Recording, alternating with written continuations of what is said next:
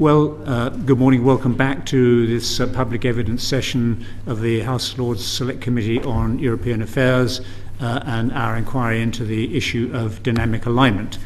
For our second session this morning, I'm delighted to be able to welcome as our witnesses two, I think fair to describe, experts on the subject that we're talking about. We've got Mr. Samler, who's partner and head of trade and market access practice at Flint Global, and Mr. Shanker Singham, who is the chair of the Growth Commission and also CEO of Competiteur Group and chairman and president of Competiteur Foundation for Trade and Competition Policy.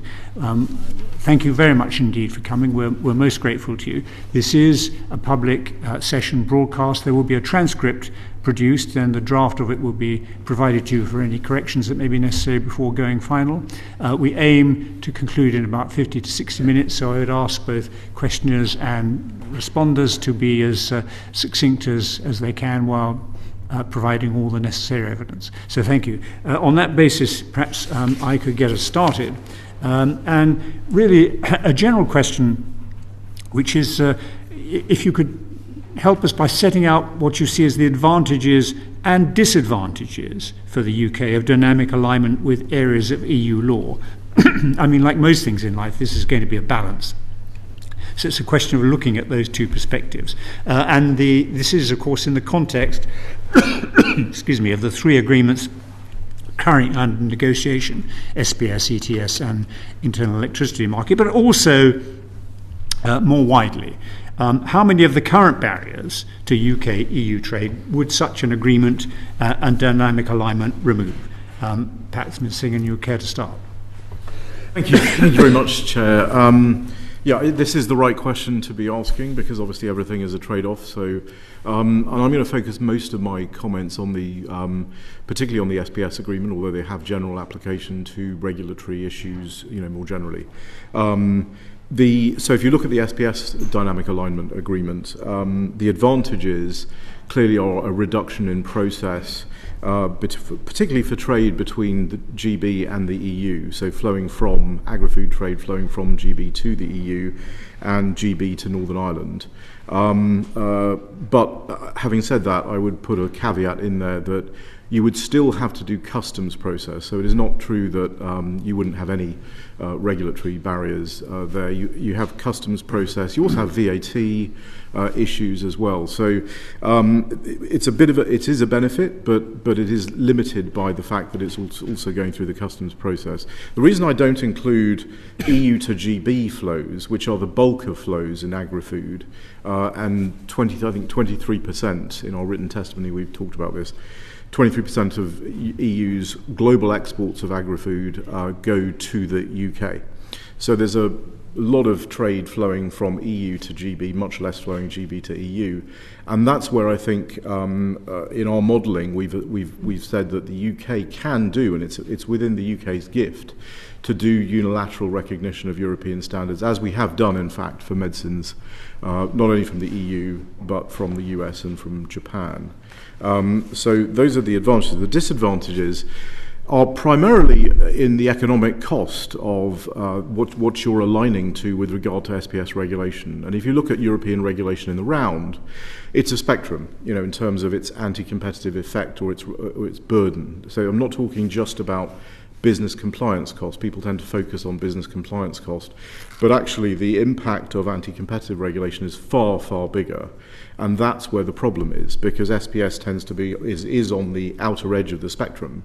So there are other things you might want to align to that are much less damaging in terms of its effect on your overall economy, but SPS is not one of them.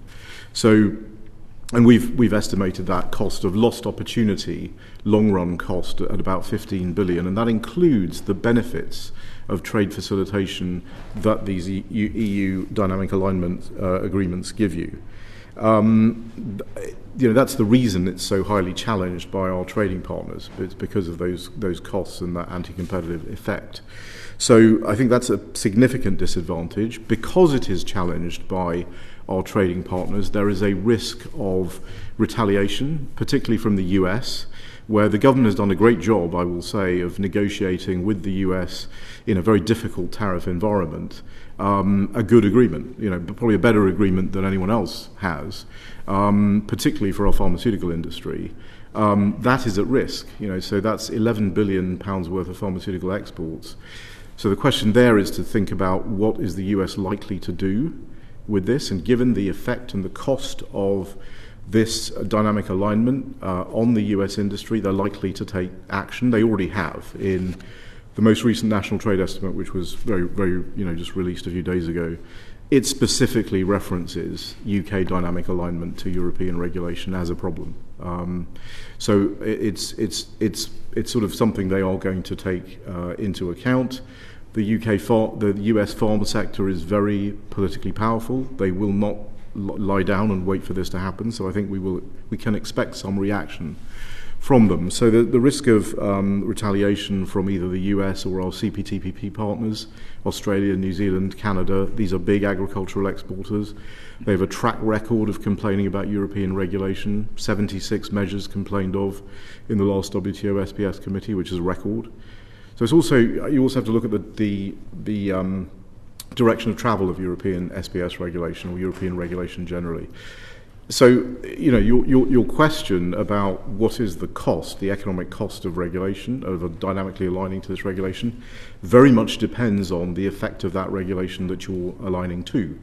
And, the EU has said itself that its regulatory barriers have damaged its own productivity. So Draghi report, I think they were 95% of US productivity in 95.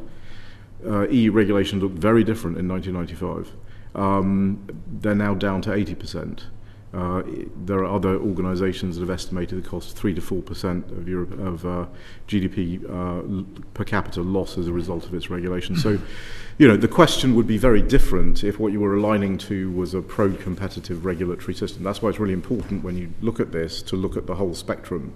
I would put something like electrotechnical regulation, for example, further towards the other end of the spectrum. So you've got fewer, costs of alignment. But I think SPS would be, one of the most significant ones. Thank you, Mr. Lowe. Thank you very much, Chair. In terms of advantages, I'll speak first of the specific agreements that exist, and then more generally.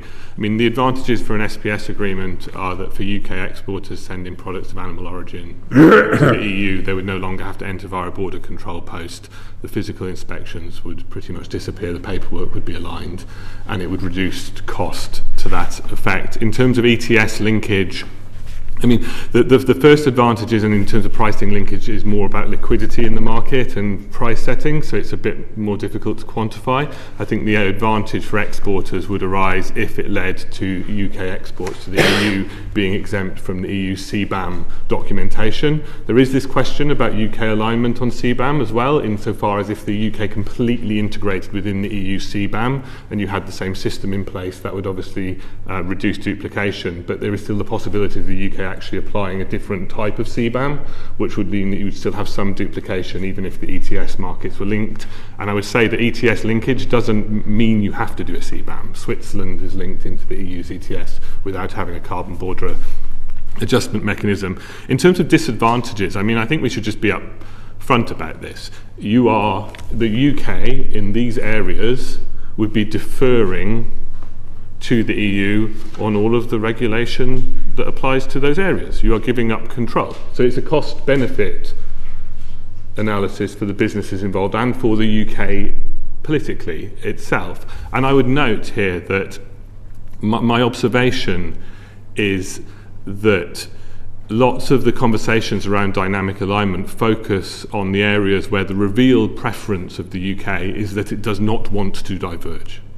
We've had many opportunities to diverge on sanitary and phytosanitary issues. Immediately after Brexit and the negotiations that were initiated with the Trump administration first time round, SPS was part of the conversation and the government at the time decided it didn't want to do so. Other trade partners have raised it, Australia, Canada, in the context of CPTPP. It has been raised by South Africa on specific issues related to lemons, where we have accommodated slightly. But generally we don't want to diverge. And we've seen this in other areas as well in relation to product standards, where we attempted to introduce a different approach in the UK and it failed. And this is largely because we're talking about areas where there is a singular approach across Europe, where UK divergence only really imposes cost, even if what the UK is doing is better and more efficient, because the companies are already having to apply the EU rules, and all you're actually asking them to do is duplicate.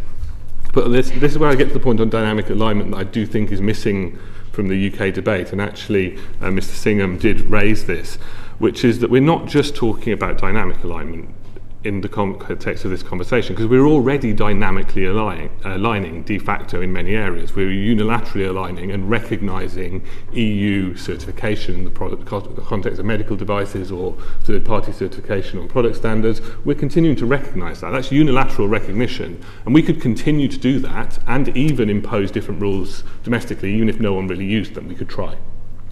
What we're actually asking for is the EU to recognise our dynamic alignment, and in doing so, treat our exporters better. And this is why the conversation about dynamic alignment is so tricky. On SPS, we've managed to have it because the UK decided it was going to impose controls on EU exports to the EU. So there's an incentive for the EU to engage. On product standards, I really doubt at this moment in time the EU will engage on that, because at the moment we're recognising EU standards. We're recognising EU third-party certification. So the EU exporters to the UK get the benefit of that. So what we're actually doing is asking them to give us something back. And that's a much more difficult conversation, and is the conversation we're actually having. Duke of Wellington wanted to follow up on that. Could I ask, if I may, a supplementary question? Could you give us some examples of how EU regulations on specific products have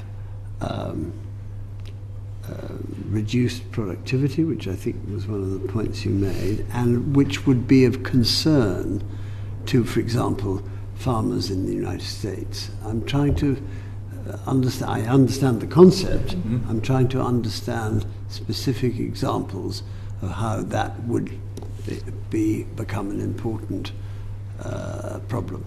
Yeah.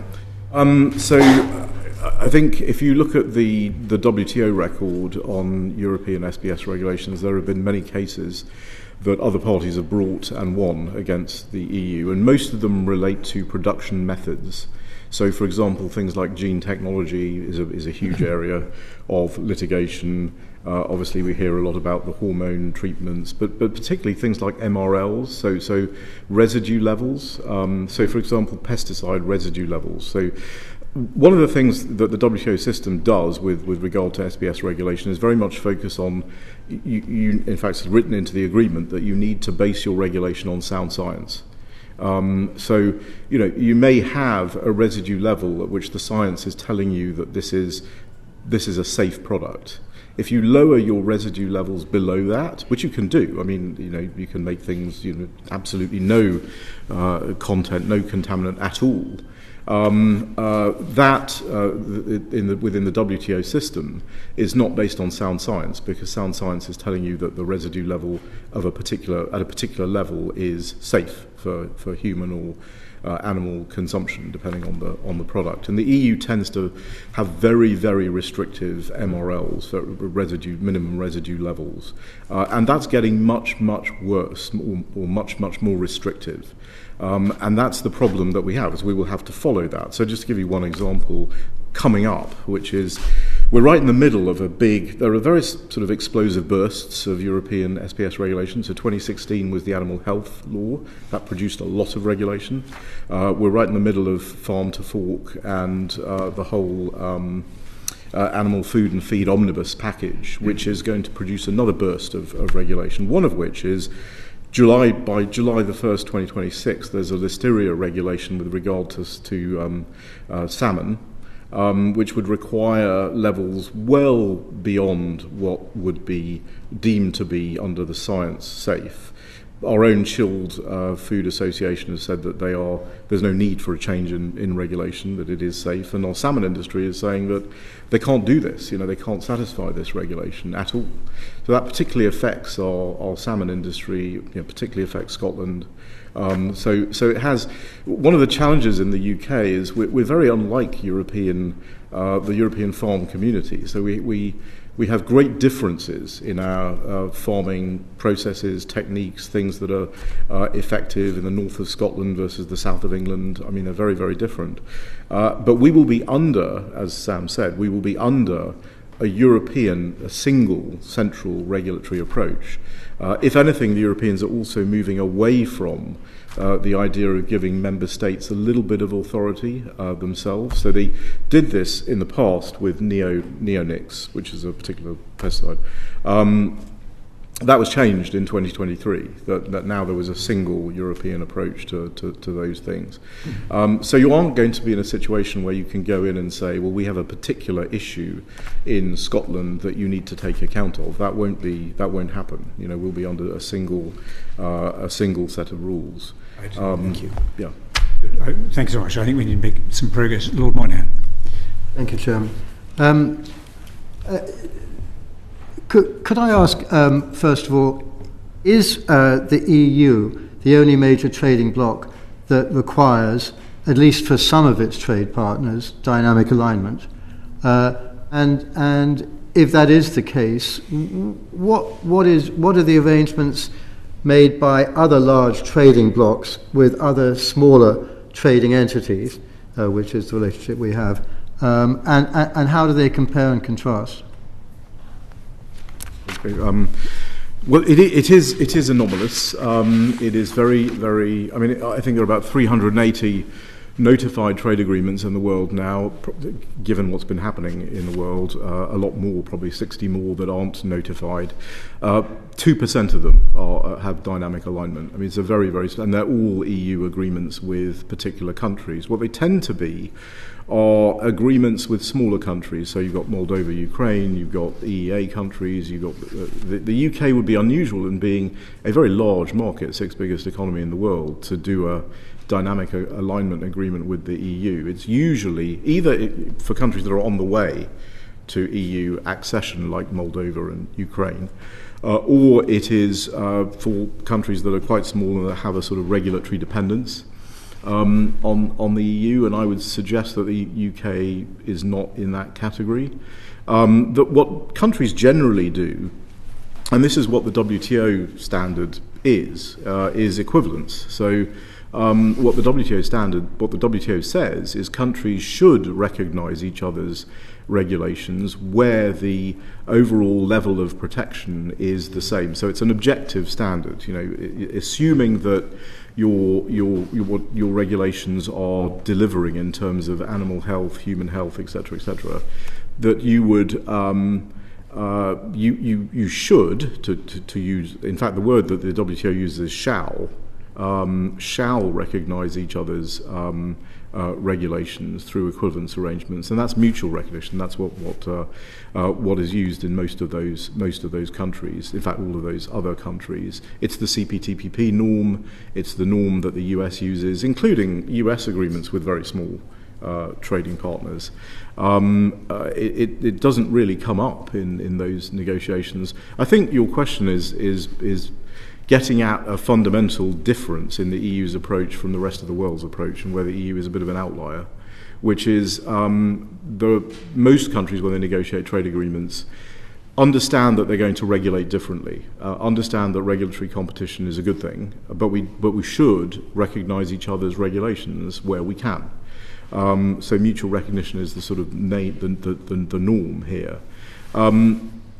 I think what we could do, and my suggestion to the government would be, given that the trade flows are mostly EU to GB in the context of SPS things, is I would say unilaterally recognise European standards for a time period. We did this actually at the beginning of Brexit, but I don't think we did it deliberately as a unilateral recognition mechanism. We simply didn't apply the rules. They did. They applied the rules fully from day one. Unilaterally recognised for a 5-year period while you're negotiating a mutual recognition agreement to give them some, incentive to actually do that. We're very, as Sam said, we're very similar right now. Obviously, we haven't changed a lot of things. We have changed some things, and that would include that would give you some costs of regulation, particularly in the crop life area. We have changed quite a lot of things there. But we ought to be able to do a mutual recognition agreement. Ultimately, it wouldn't be immediate, but you could solve a lot of your trade problems that way. I think the final thing I'd say is on that one of the reasons why it's anomalous is particularly why countries outside of the ones who currently have done it would not do it, would not contemplate it with the EU, is the internal EU process. So if you're looking at Norway, and I think this committee's heard from the government of Norway, if you look at Norway, Norway has many, many cases where it has said we want to do something like gene technology or something like that. That goes into a technical committee under the EEA system. But there's a point at which the non-member states of the EU are removed from that process, and they can play no further part in it. And no non-European member state has ever successfully changed changed an SPS regulation in the EU. So I think that's one of the reasons why people think it's anomalous. I think the problem for us in the UK would be, if you look at Norway, what happens is they can't do the things they want to do. So that means their farm sector becomes less competitive, productivity decreases, and they have to pay for that with subsidy. So Norway, 47% of their farm receipts are subsidies. The OECD average is 19%.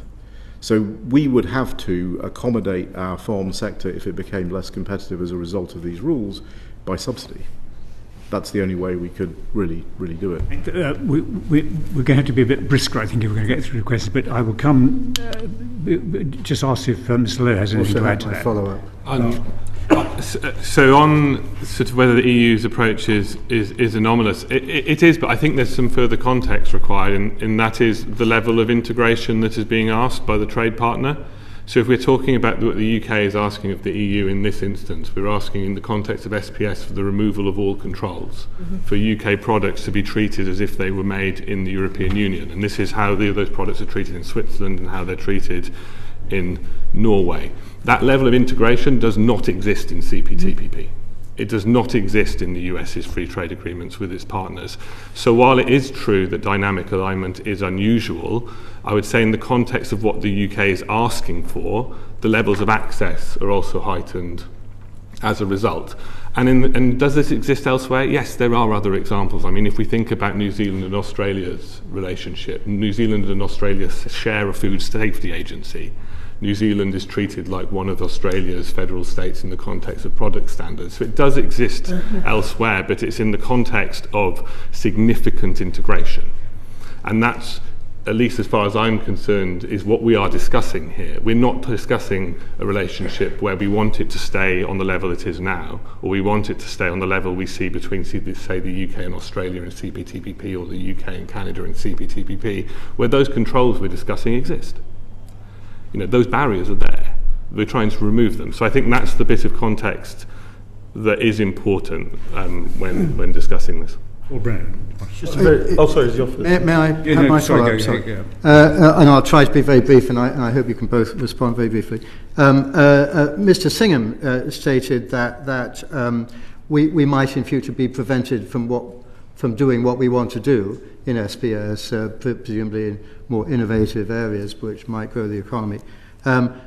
You also testified that the EU has repeatedly lost SPS disputes with the WTO. Now, we had an earlier witness who said, okay, that's all theoretically problematic, but practically speaking, there would be no conflict between the trade deals that we've done already and this dynamic alignment. Now, I'd be very interested briefly whether you both agree with that there would be no WTO disputes or anything as things stand on the various trade deals. But then even if you do agree with that earlier witness, do you believe that will necessarily always remain the same when we enter, as you both have said, into a time when we no longer set the rules, and therefore we might have to take an EU rule which will be in conflict with the trade deals we've done elsewhere, which will lead us to being sued at the WTO and not able to do anything about it to defend ourselves, because we are now a rule taker, not a rule maker. So on this one, I mean, I slightly disagree with the earlier witness. I was sitting at the back, insofar as it is entirely plausible that the UK's entry into a deep SPS agreement with the European Union could lead to a trade partner being upset and complaining in the context of, for example, the continued application. I should say we do this already, but the restrictions on hormone beef are in breach of our WTO obligations. And Switzerland actually managed to negotiate a carve-out from its SPS agreement with the EU on that basis, insofar as it said, well, we can't enter into an agreement that brings us into breach of our WTO obligations. And there are now loads of very complicated labelling requirements related to US beef that's placed on the Swiss market and doesn't really enter anyway because of high tariffs. So it's, but that exists in the context of the changes that would happen after the UK entered into the SPS agreement with the EU. We probably would have to change our risk assessment process that's currently in place in relation to products from the rest of the world, because we did change that slightly post-Brexit, and that could have a negative impact on products coming in from CPTPP partners. The question here, though, for me, it's a tolerance question. Or maybe it's more of a political question. Will they care enough to make a big fuss about it? And for every other country other than the US, possibly Canada, because Canada does raise this a lot, the answer is probably no, because they also have their trade agreements with the EU in the context of the CPTPP members minus Malaysia and Brunei, and they're kind of just going to live with it. The US, at any moment, and this isn't really a WTO question, is it possible the President could tomorrow say, I'm going to put tariffs on the UK because of their food safety rules? Yes. Of course he could. Will that lead to the UK changing its rules? I don't think so. Our revealed preference is we don't want to. But of course it could be a problem. Yeah, I mean, first of all, I'd say I think the model is the Australia-New Zealand agreement, which is a mutual recognition agreement. It's one of the most advanced. It is the most advanced mutual recognition agreement, and I would strongly support the UK doing something along those lines, and the Europeans doing that as well. Just on your question, I tend to agree with Sam on this. In some ways, it is a violation right now. So it is probably going to get worse. It's probably going to get, well, we know that it's going to get worse in terms of more restriction, more likely to be more violative of a CPTPP and any agreement we do with the US, that we have done with the US rules. Those rules tend to be WTO plus, in other words, more concerned about the trade barrier caused by the SPS regulation. So the WTO is very much a floor, which the EU is already in violation of. So if it's in violation of the WTO, it's going to be in violation of these other agreements.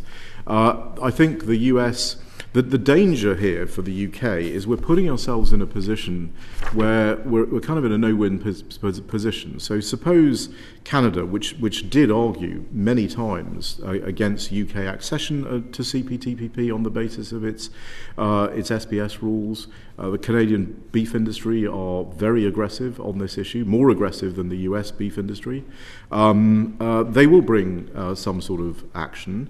If they were to bring some sort of action, and the Australian beef and New Zealand agricultural exporters are not shrinking violets either. So if they were to bring some sort of action, we would not be able to respond because the rules are not our rules to set. So first of all, there are questions about whether even that is a violation, because there's a provision in the CPTPP of good regulatory practice that you're making commitments on your own domestic regulatory system in terms of good regulatory practice. Never mind the SPS rules and the TBT rules in the CPTPP, that you also cannot you cannot make commitments because they're not your rules. So any kind of trade sanctions in the CPTPP that would result from this, or dispute resolution or requirement for compensation, the UK would be forced to basically either accept that or to pull out of the dynamic alignment arrangement with the EU, which would trigger EU sanctions of some description. So we are in a no-win situation. We're going to get sued by somebody. And on the US side, I mean, I think Sam made a comment about what the US president's likely to do.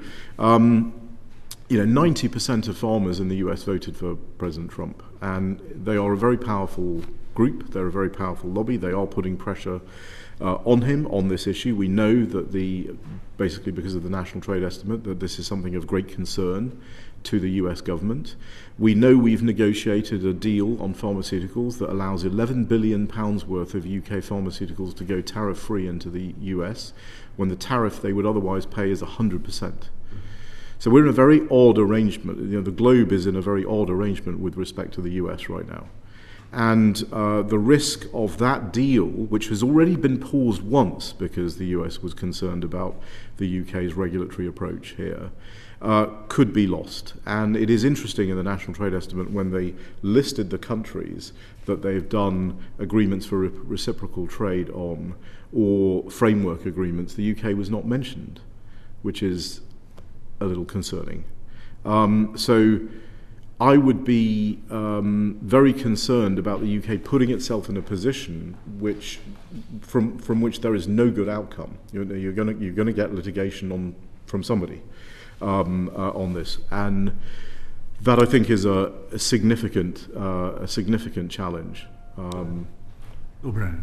We've already put ourselves in a position where there's no good outcome in my view. But I was interested in the point you made earlier on about mutual recognition agreements, because from an earlier witness, I thought we heard that it was almost inconceivable that the EU would agree to a mutual recognition agreement with the UK.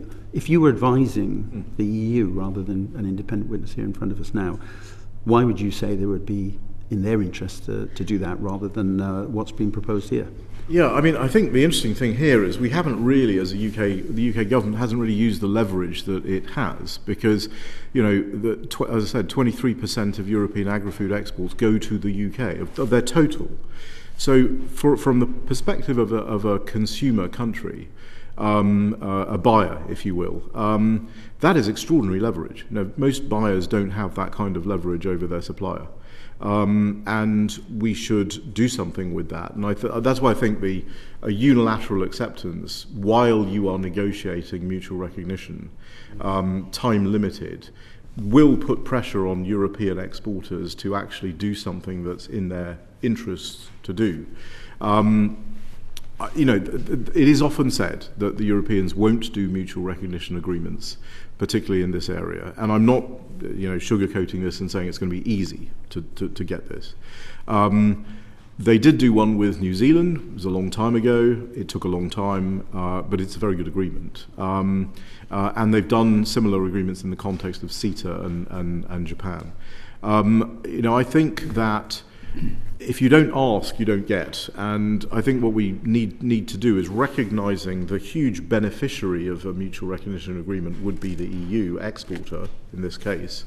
That we should certainly ask for this. Now, also the other point is that the majority of the majority of trade in agri-food is EU to GB. So we can fix a lot of the problems with unilateral acceptance. And in my conversations with customs intermediaries and other advisors to business, most of the questions that they're getting are about trade from EU to GB, which we can actually, it's in our gift to actually do something about that. So I would have some combination of unilateral recognition and trying to use our leverage to actually convince them about mutual recognition. I think we also have to recognize that the world of trade is massively changing. Since the Trump tariff, since Liberation Day, everything has changed, and there are things that are being discussed between the US and the EU that have not been discussed ever before. Things like deforestation regulations, CBAM, lots of things. If I may, I'm going to ask Mr. Lowe for a brief comment, but I just want to remind everybody that this is an inquiry into dynamic alignment, not the SPS agreement. So clearly, we have to consider it in the context of the SPS agreement, but I don't want it to go too far down the rabbit hole of the agreement itself, as opposed to the context of dynamic alignment. Mr. Lowe. Well, just to clarify a few points that were just made, because the example of New Zealand, Canada were referenced, and it was described as mutual recognition. I mean, Shanker knows this, so I'm not correcting him, but it's actually in the EU framework under an equivalence framework rather than mutual recognition. But the point I'd make in relation to the New Zealand arrangement and the Canada arrangement is they do not do what the UK is asking for. They do not remove the need for physical inspections. They simplify the documentation. So actually what we're talking about is something different. I know we previously asked the EU about a New Zealand-style arrangement in the context of the TCA negotiations, and they said no, and that is a legitimate thing to ask for, but we just need to be clear that the outcomes are different. You would not remove the need for physical inspections at the border. And I think that's quite an important distinction to make. Thank you very much. Right. Lord Elliott. Thank you, Lord Chairman. I would like to turn our attention to economic growth, the impact that EU dynamic alignment might have on particularly GDP per capita and people's standard of living. What is the best method of assessing the likely GDP impacts of the three prospective new agreements with the EU?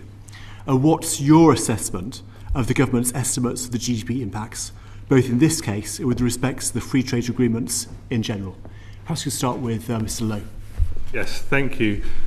So the point I'd make here is that my assumption is that the impact would be positive. I also assume it would be nearly negligible, as in it'd be nearly impossible after the fact to look at the data and say the impact on GDP was X percent. The reason I think it would be positive is that, as we've been discussing, I do think in all three instances you would remove trade restrictions and increase trade flows, but we're talking in the context of SPS about a very small part of the UK economy.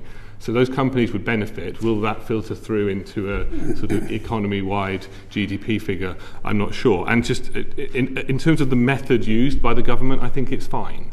It's in line with how they analyse all their trade agreements. And, I don't want to speak out of turn, but if you're proposing a policy, the economic analysis usually shows that it's good.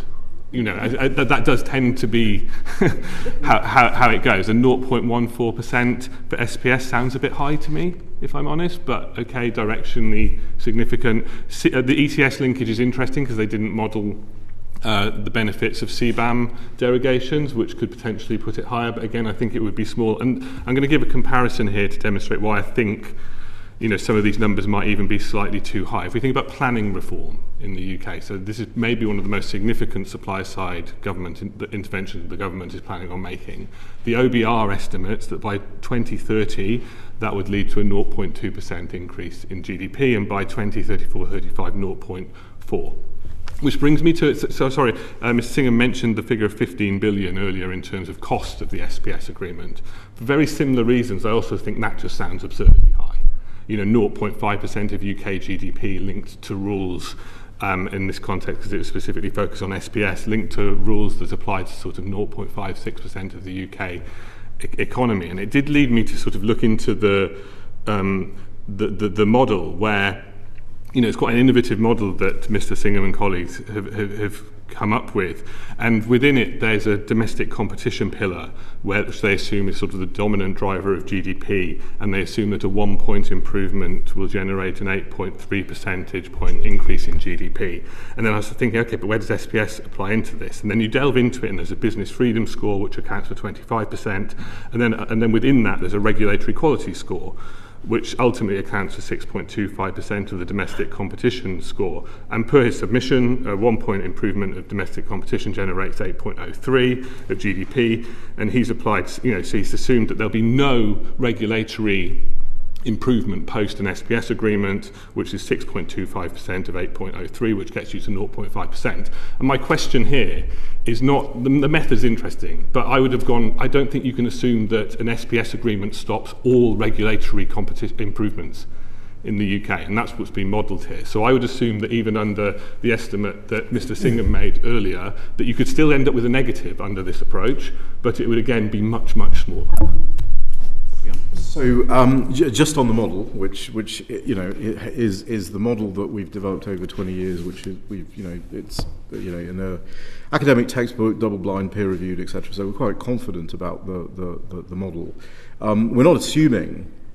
What we're assuming is, if you look at the overall impact of regulation, the model that the government uses is very much a business compliance cost type model, and it's an equilibrium model which essentially does not take into account structural factors in general terms. It's a good model, and I know the model well, and I've worked with the authors of it many times.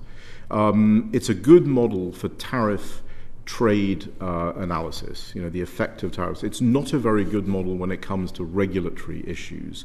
What our model is showing, and it's a just since Sam went into it in some detail, it's a 120 country, 13-year panel data econometric model. Those increases come from the correlations between movements in these different pillars: trade, competition, property rights. How you move in those pillars correlating to GDP per capita changes.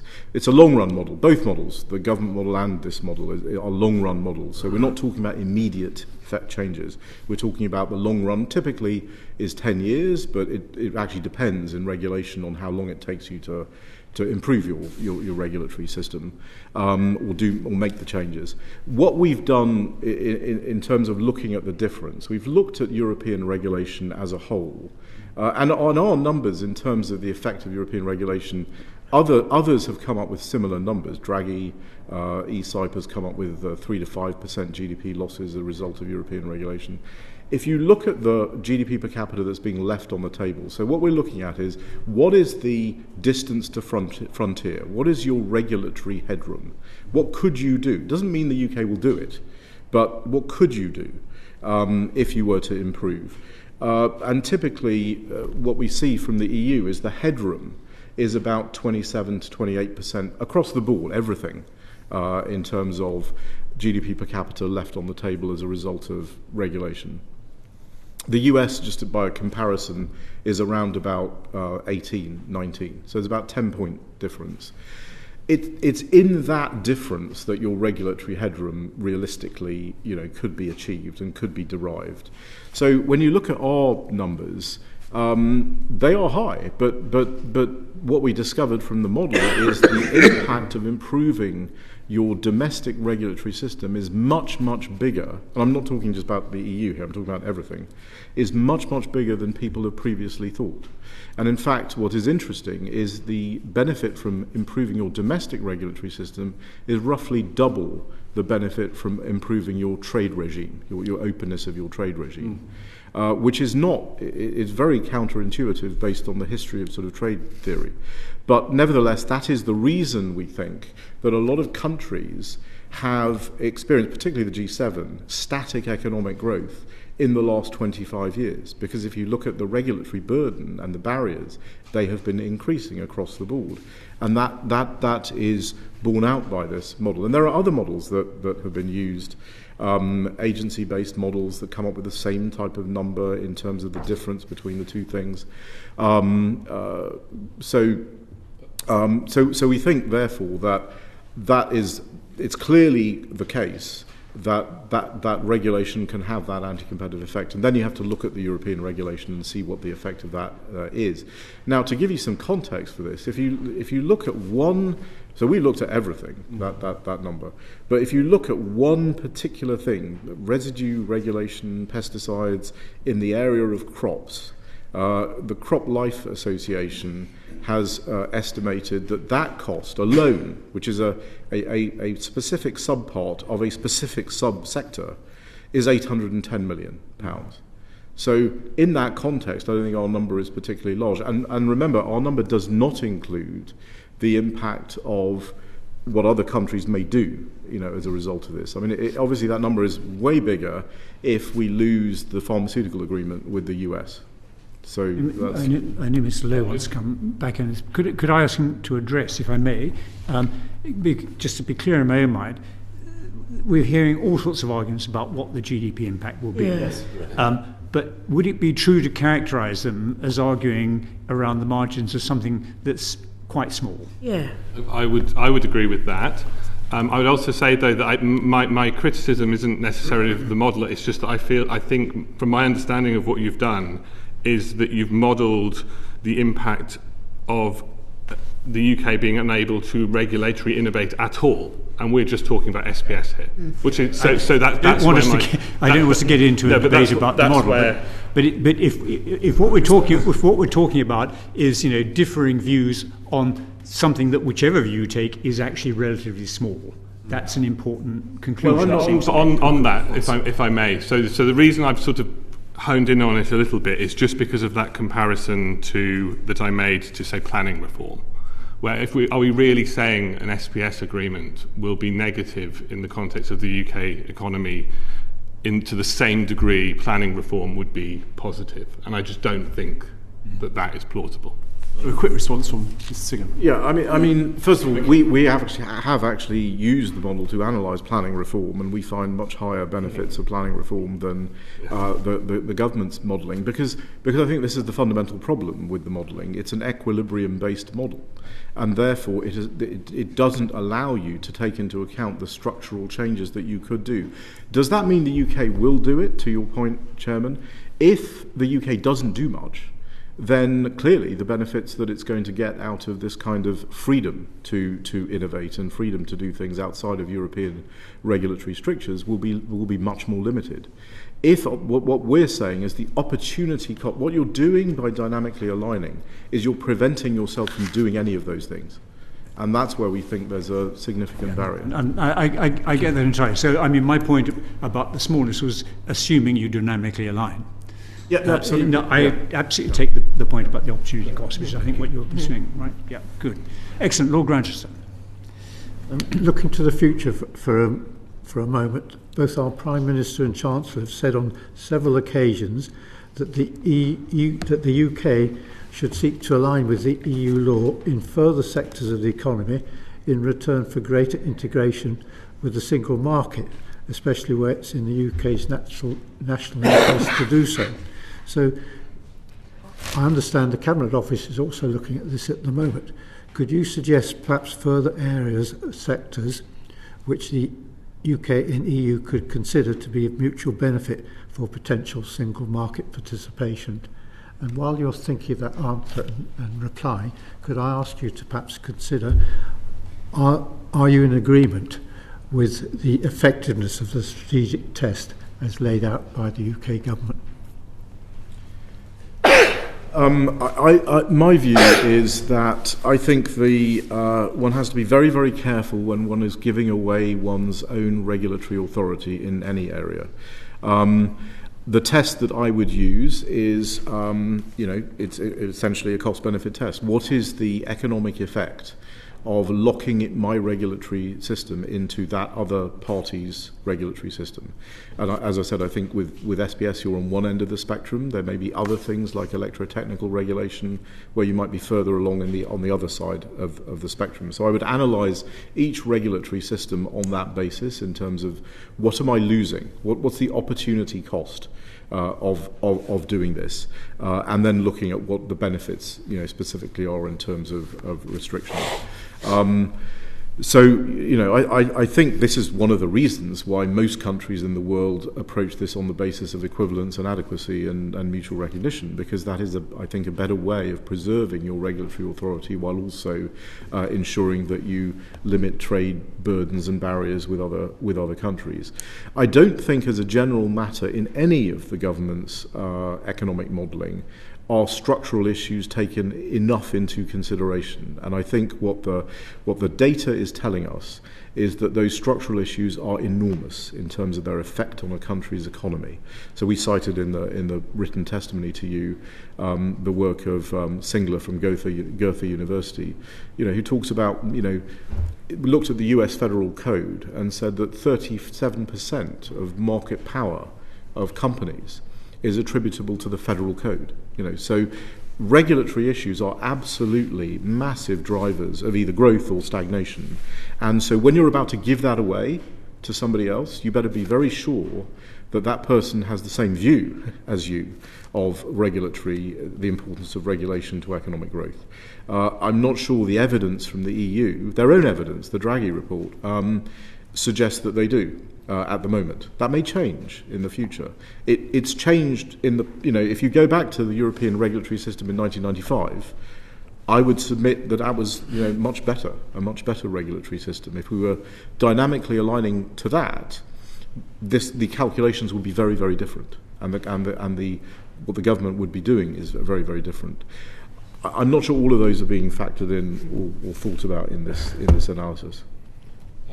Thank you. Just on the first point, because Mr. Singham's mentioned that mutual recognition is the model used by everyone else. I'm just going to challenge that slightly. Mutual recognition doesn't actually exist in very many places, and where it does exist, it's quite specific. When we talk about mutual recognition in a trade context, we're largely talking about conformity assessment.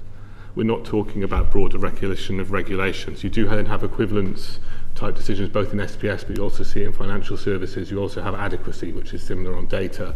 But for the most part, it's not something that where the rest of the world is just recognising each other's rules and we're sort of in some anomalous hole in Europe. Most countries don't recognise each other's rules. That's the baseline. And what we're talking about is how to chip away at that at the edges. In terms of where the UK could go in future on this, I think the point you raised, Lord Grantchester, around sort of a mutual benefit is the question here. Because everything the UK is now asking for on, say, pharmaceuticals, on products, we're already giving to the EU.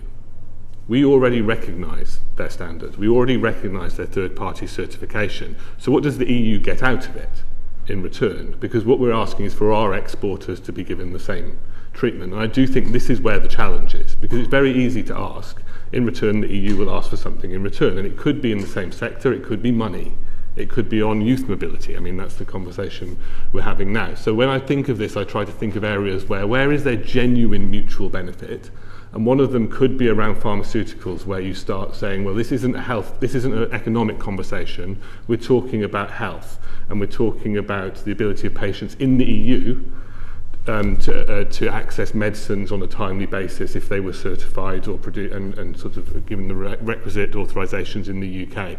And perhaps you could frame the conversation in that way. But I actually think it's going to be really difficult for the government to expand this conversation beyond the current scope, and it's going to struggle. In the first instance, an earlier panellist mentioned autos. That is a big focus at the moment because of the Industrial Accelerator Act, and there's also a new consultation out on the UK side in relation to alignment with Euro 7 rules. The UK is going to ask, will the EU say yes? I'm not so sure at this moment in time, and I'm not going to go into it for time-based purposes, but there are issues related to the EU's relations with other countries, including Switzerland, that do pose some problems for the UK here, where the EU has required freedom of movement for a similar sort of integration. Would you agree with my interpretation is it all comes down to the effectiveness of the decision shaping process and the dialogue that happens, because the experience is often that, especially with the big EU on our borders, as it were, imposing on us, then that can in fact, especially in agriculture, limit product scope for effectiveness of agricultural processes, for example, sprays and residues remaining in container wagons and things like that. It can actually work against trade, unless the decision-shaping process is effective. Yeah, and the decision. I think there does need to be some realism here on decision shaping. So I'm much more pragmatic about this, insofar as I think if there is an economic reason for the UK to dynamically align, and in SPS there appears to be so, and there is no real political desire on the UK side to diverge, either because we don't want to or we can't. In some of these instances, we wanted, say, on product standards to diverge, and we couldn't. It just didn't work because the companies didn't go along with it. I think go for it. But you have to be realistic. You are giving up control over the decision-making process. That is now an EU process, and that's the trade-off that needs to be taken. And the history of countries that have gone into these kinds of arrangements is that they do not affect the decision shaping at all. So we should not be walking into this thinking that this is going to be a relationship of somewhat equals where we can, make our views known across the table and get them to agree. They won't. Once you're in a dynamic alignment arrangement, that is what the EU view will be what happens. Thank you. Good. Thank you, Lord Barrow. Yes, I just want to take us back. Thank you very much, Chair, and thank you, colleagues. I want to just go back. We've touched on the relationship with WTO, but just to be clear, what is the relationship between the WTO SPS agreement and UK SPS agreement with the EU? How do they relate to each other?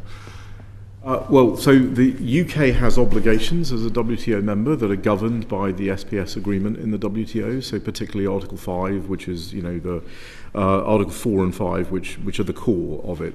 One of which relates to equivalence and says that countries shall recognise each other's or grant each other equivalence, where ultimately the regulatory system is delivering the same thing. Article 5 of the SPS agreement relates to sound science and all of the provisions that require the UK, as any WTO member, to regulate on the basis of sound science and not to discriminate and so on. So what will happen to the UK in a dynamic alignment context is that we will be effectively doing whatever the EU says. And if the EU is in violation of WTO rules, and as I would again refer to the 76 complaints in the last WTO SPS committee in March of this year, then all of that will be applied to the UK as well. Already the US has made that very clear in its national trade estimate, which is its inventory of foreign country trade barriers, specifically referring to dynamic alignment as a problem for the US as a WTO member.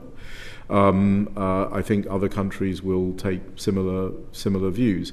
I think one thing that other countries will be concerned about with regard to this arrangement is they've long challenged and had problems with the European regulatory approach, particularly in the SPS, but not just in the SPS area, in some other areas as well. And they will be very concerned that the UK, if the UK is part of the European SPS zone, so what dynamic alignment does effectively, it increases the where your regulatory boundary is vis-à-vis your customs boundary. And what they will be concerned about is that the UK will become an accelerator of European regulation and European desire for regulatory harmonisation around the world, the so-called Brussels effect. And that will be a great concern. The UK is not a small country. So, if Moldova agrees dynamic alignment, no one's really that concerned that this is going to lead to more, spread of European regulation around the world. If the UK does it, though, that is a whole different, ballgame. And I think they will be very concerned about that. So it's not just about what the rules are; it's about the precedent that this is setting, and that will be in their minds when they are deciding what to do. And they do talk to each other. So in the SPS committee, the Australians, Canadians, New Zealanders, US, India, they all talk to each other about this. This is a big problem. It's why the European entry in the national trade estimate is the second longest. It's 45 pages. China's 51, and most of it is regulation. So that we are in a world where the US in particular has focused much more on regulatory barriers rather than just conventional border barriers. And that's a world where the EU is very much the subject of global concern, and we would be bringing ourselves into that world.